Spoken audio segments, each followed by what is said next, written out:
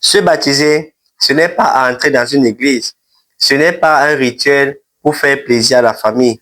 Ce n'est pas de la magie. Ce n'est pas une tradition religieuse. Et surtout, ce n'est pas une preuve automatique de notre salut. Combien de personnes sont allées dans les eaux de baptême, croyant qu'au travers de cet acte, leur vie vont totalement changer. Mais ils se sont rendus compte très rapidement qu'après, ils se retrouvaient toujours liés à des péchés, liés à la mort et liés à tout ce qui les empêchait de se rapprocher de Dieu et glorifier le Seigneur.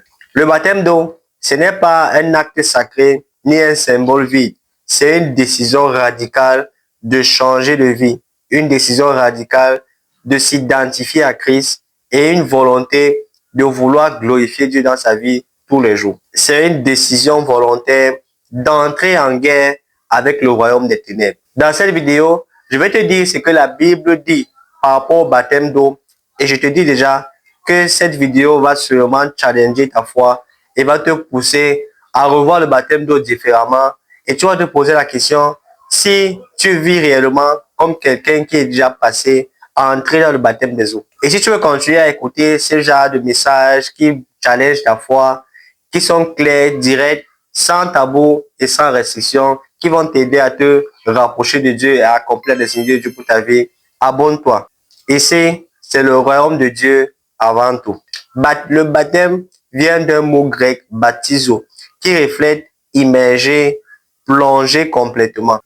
C'est un acte d'obéissance et public qu'on fait quand nous avons déjà cru et quand nous avons renoncé au péché. Le baptême, c'est mourir avec Christ et ressusciter avec lui. Écoutez ce que la Bible dit dans Romains 6, verset 4. Nous avons donc été ensevelis avec lui par le baptême en sa mort, afin que comme Christ est ressuscité des morts par la gloire du Père, de même, nous aussi, nous marchons en nouveauté de vie. Ce n'est pas juste un symbole, c'est un acte spirituel puissant qui crie au monde, je ne vis plus pour moi, mais je vis pour Jésus-Christ. Ce n'est pas le jeu, ce n'est pas une formalité, c'est une signature visible d'une transformation invisible. Dans Marc 16, verset 16, la Bible dit, celui qui croira et qui sera baptisé sera sauvé. Le baptême d'eau, c'est un ordre de Jésus-Christ. Ce n'est pas une suggestion. C'est la suite logique d'une vie brisée, d'une vie qui a été restaurée, qui a été guérie par Jésus. Même Jésus, l'agneau sans péché, a été baptisé. Pourquoi? Parce qu'il voulait accomplir toute justice. Est-ce que tu veux accomplir la vérité de Dieu? Est-ce que tu veux marcher dans les voies du Seigneur Jésus-Christ? Alors tu dois obéir à l'instruction du Seigneur. Dans Acte 2, verset 38, la Bible dit, Pierre leur dit, répentez-vous et que chacun de vous soit baptisé au nom de Jésus-Christ. Il y a un ordre à suivre. La repentance, après vient le baptême. Le baptême, c'est une porte qui te pousse dans la sanctification du Seigneur. Ce n'est pas juste pour avoir un diplôme religieux, ça t'introduit dans les profondeurs de ta vie chrétienne et ça te rapproche de Jésus. Quand tu es baptisé en Jésus-Christ, il y a 4 choses qui se produisent. La première chose, c'est que tu meurs à ton ancienne vie. Tu perds ta nature de péché quand tu es plongé dans l'eau et quand tu ressors de l'eau, tu es une nouvelle créature. Tu vis la vie de Jésus. Ce n'est pas un acte facultatif, c'est spirituellement réel. Et tu dois croire que c'est ce qui se passe. Parce que dans le monde spirituel, ça te fait changer de dimension. Deuxièmement, ça te fait entrer en alliance avec Dieu. Tu ne vis plus pour toi. Ce n'est plus moi, mais c'est maintenant nous, car tu vis pour Jésus. Jésus et toi, vous êtes liés pour l'éternité. C'est ça la deuxième signification du baptême. Troisièmement, quand tu es baptisé, tu expérimentes ce que la Bible dit dans Galates 3, verset 27. La Bible dit, vous tous qui avez été baptisés en Christ, vous avez revêtu Christ. Ça veut dire que tu changes d'identité. Tu révèles l'apparence et l'identité de Christ. Ton ancienne vie est enterrée et tu ressors avec une nouvelle armure spirituelle qui est Christ. Quatrièmement, 2 Corinthiens 5, verset 17 nous dit, si quelqu'un est en Christ, il est une nouvelle créature.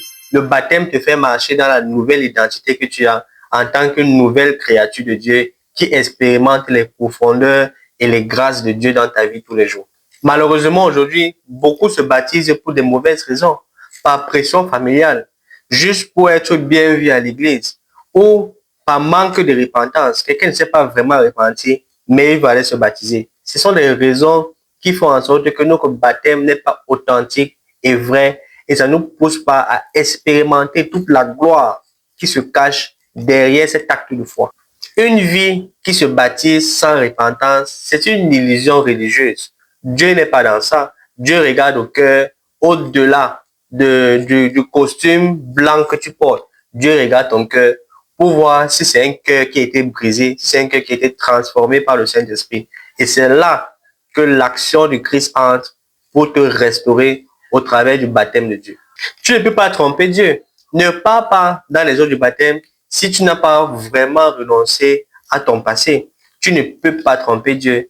Et Dieu veut voir ta sincérité en ce qui concerne le fait que tu veux accéder à cette vraie libération qui se cache derrière le baptême d'eau. Tu as entendu la parole, tu as entendu l'évangile et tu as pris la résolution de suivre Jésus et de renoncer à ton passé, alors ne tarde plus. Et obéis à ce que la Bible nous fait comprendre dans Acte 22, verset 16. Et maintenant, que tardes-tu? Lève-toi, sois baptisé et lavé de tes péchés en invoquant le nom du Seigneur. Rapproche-toi d'une communauté biblique, des personnes qui craignent Dieu et parle au pasteur. Dis-lui ta résolution en ce qui concerne le fait de suivre Jésus et renoncer à ton péché et le fait que tu as décidé de te baptiser. Fais le pas qu'il faut, car Dieu t'attend. L'enfer te redoute, mais le ciel a les yeux rivés sur toi. Le baptême d'eau n'est pas juste une simple pratique. Ce n'est pas une étape dans ta foi chrétienne. C'est un saut vers le feu que Dieu réserve pour toi.